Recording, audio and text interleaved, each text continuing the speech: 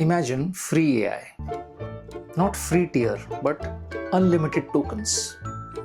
A model which runs 24/7 in your local machine with no data leaving your machine, and you only pay for the electricity.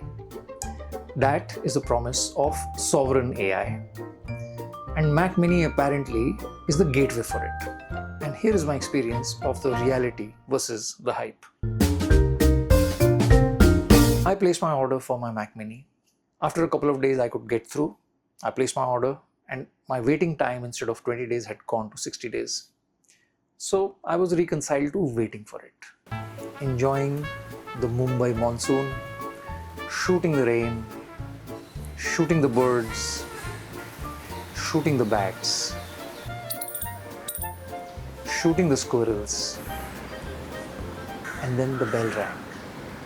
It had arrived.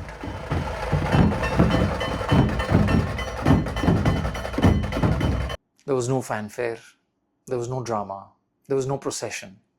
There was just Suresh standing there with a carton in his hand. He gave it to me as if he was delivering a piece of dessert. I went about setting it up. I figured the kind of models that I could download and which would start running. And then the first realization hit me.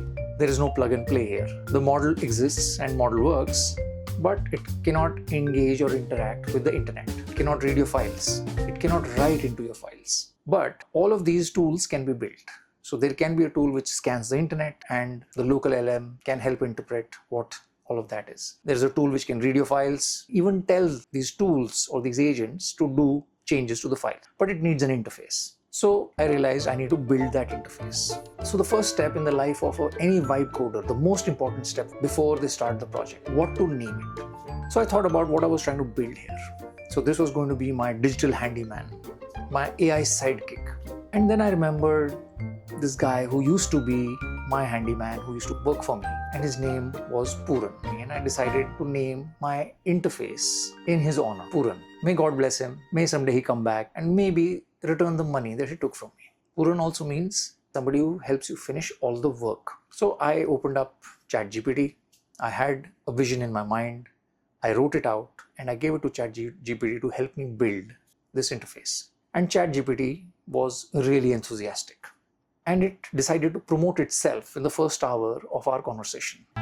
I'm going to act less like an assistant and more like the lead software architect sitting beside you. Hour 2. We are not writing an AI application. We are writing an operating system. Another few hours in and it said, think of the config as Pooran's DNA. When Pooran wakes up, the first thing it asks is, who am I today? Midway through the next day, it said, what we are trying to build here is an operating system for the other half of your life. Soon, we are building a company. You are the founder. Pooran is the chief of staff. And then it became, document should become Pooran's constitution. And then there was this talk of the House of Pooran, a trusted household of specialists. So I was on the 4th day. I had gone through various iterations of the constitution, the DNA, the blueprint, even the household of Pooran, but not a single line of code had been written. And then very reluctantly, I reached for my credit card and I bought Claude.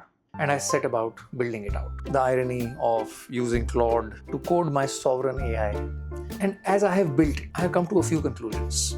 First, I'm not ready to retreat from the world yet with Pooran. Pooran is good at a few things, but for heavy lifting, I still need to use the real big LLMs. Pooran does a few jobs really well. The promise of it running continuously in the background is real. It can scan the internet. It can summarize. It can help me do that research. It can read my images, entire folder of images. It can tag them, meta tag them, write descriptions as well. Despite its limitations, there is a joy in creating something with your own hands. It may not be really sharp, but it is yours. As that wise man said, "Teda hai, par mera hai."